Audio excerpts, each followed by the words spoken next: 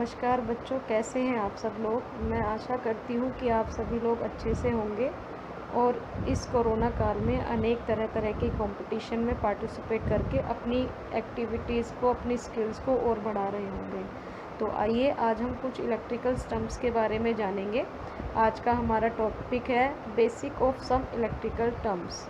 इस टॉपिक में बेसिकली हम करंट, वोल्टेज, रेजिस्टेंस, बैटरी, सभी चीज़ें क्या होती हैं, उनका क्या सिंबल्स होते हैं, इनके बारे में जानेंगे। तो आइए स्टार्ट करते हैं basic of some electrical terms.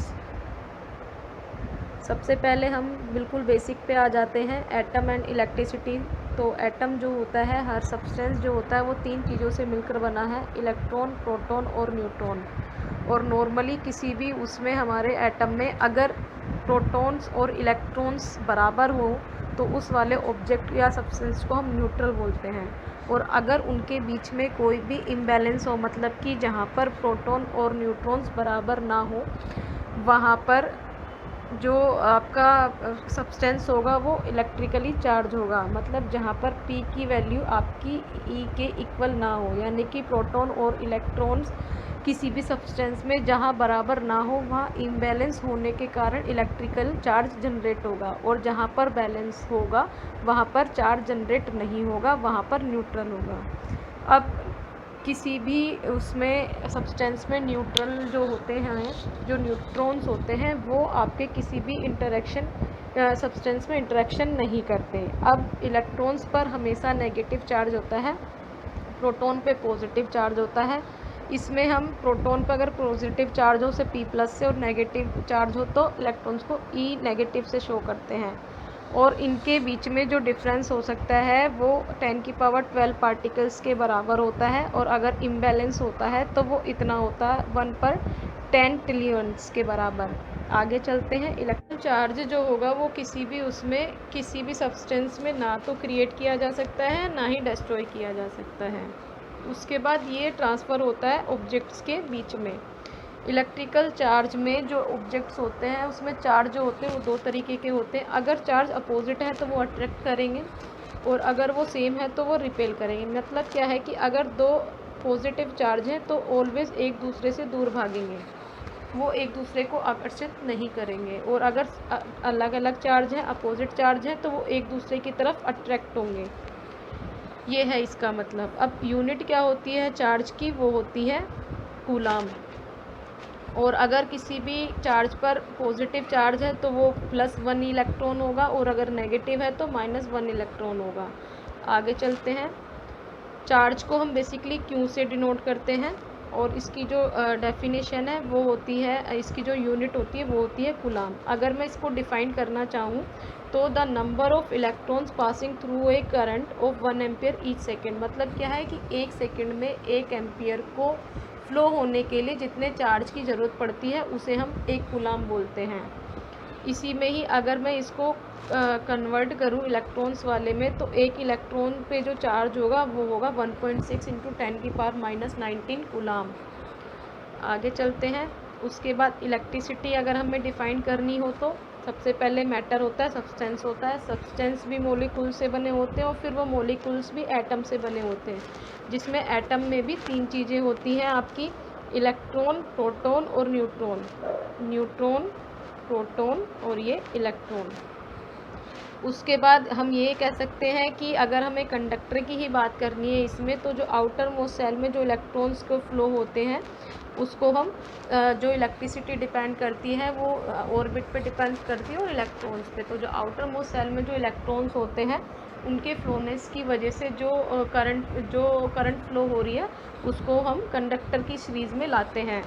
उसके बाद ये आपका ऑर्बिट जो होता है वो हमेशा उसकी जो इलेक्ट्रॉन होती है वो न्यूक्लियस से उसकी कितनी डिस्टेंस है उस पर डिपेंड करती है इलेक्ट्रिसिटी।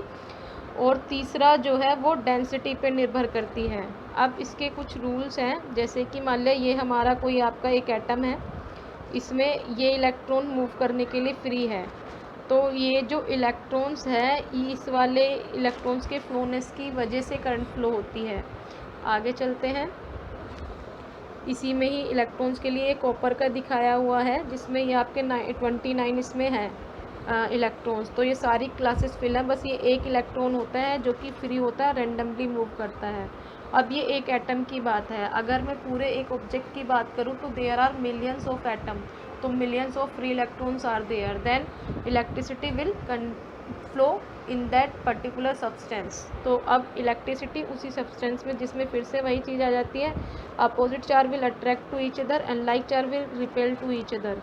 आगे चलते हैं, इसी में फिर इलेक्ट्रिसिटी, इसमें दो हमारी कंडीशन है। पहले कंडीशन में अगर हमारा स्विच ओपन है ये वाला और हमने बैटरी भी लगाई हुई है तो भी हमारा फ्लोनेस ऑफ करंट या फ्लोनेस ऑफ इलेक्ट्रिसिटी नहीं होगा, तो इस कंडीशन में हमारा बल्ब नहीं जलेगा। दूसरी कंडीशन में जब हम स्विच को क्लोज़ कर देते हैं या ऑन कर देते हैं तो उस कंडीशन में करंट हमारी फ्लो होनी शुरू हो जाती है, जिसकी वजह से ये बल्ब ग्लो होने लगता है। ऑलवेज एक चीज़ का ध्यान रखिए कि करंट हमेशा इलेक्ट्रॉन्स के अपोजिट डायरेक्शन में फ्लो होगी। अगर इलेक्ट्रॉन्स आपकी इस डायरेक्शन में मूव कर रहे हैं तो करंट आपकी इस डायरेक्शन में मूव करेगी। यानी कि हम ये भी कह सकते हैं दूसरे शब्दों में कि करंट हमेशा पॉजिटिव से नेगेटिव की तरफ फ्लो होती है, और जबकि इलेक्ट्रॉन्स नेगेटिव से पॉजिटिव की तरफ फ्लो होते हैं। आगे चलते हैं, इलेक्ट्रिसिटी बेसिक क्या होता है। तो बेसिक ऑफ इलेक्ट्रिसिटी बहुत सारे मेथड हैं, जैसे कि हम केमिकल रिएक्शन से भी बैटरी में हम करंट फ्लो करवा सकते हैं।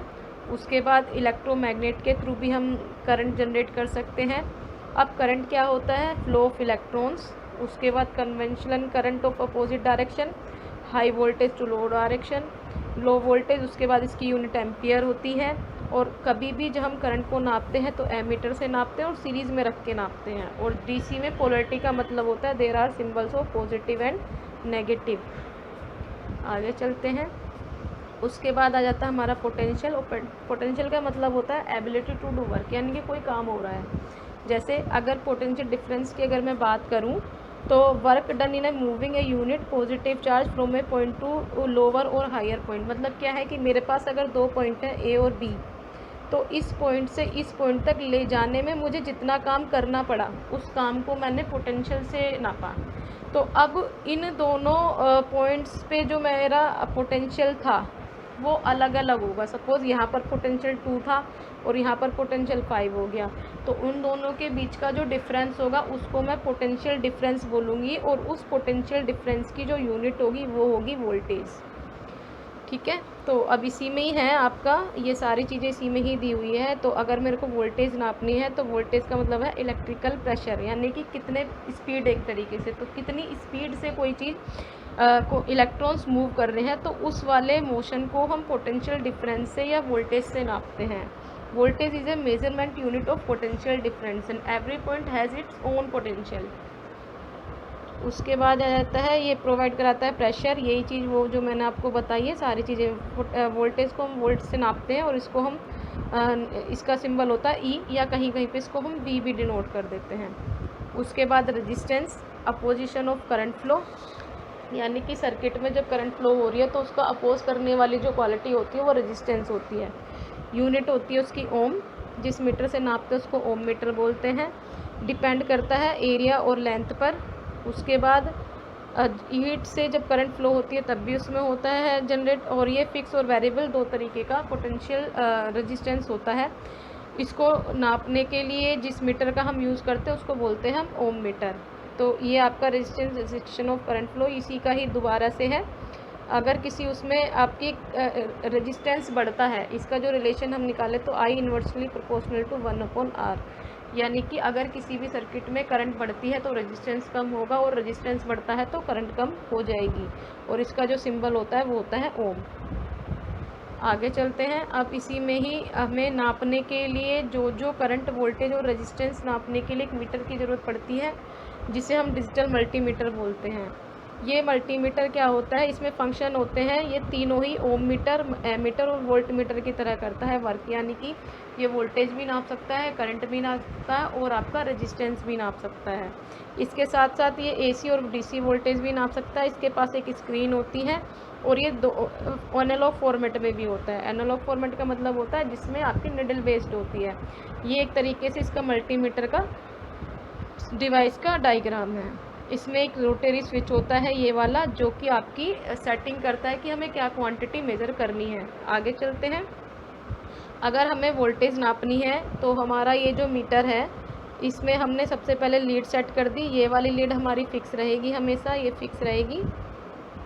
और इस वाली लीड से हम वोल्टेज, करंट और रेजिस्टेंस चेक करने के लिए यूज़ करेंगे। तो ये हमारी बैटरी है, हमें बैटरी में वोल्टेज नापनी है। तो सबसे पहले हमने ये दोनों लीड फिक्स कर दी, पहला स्टेप।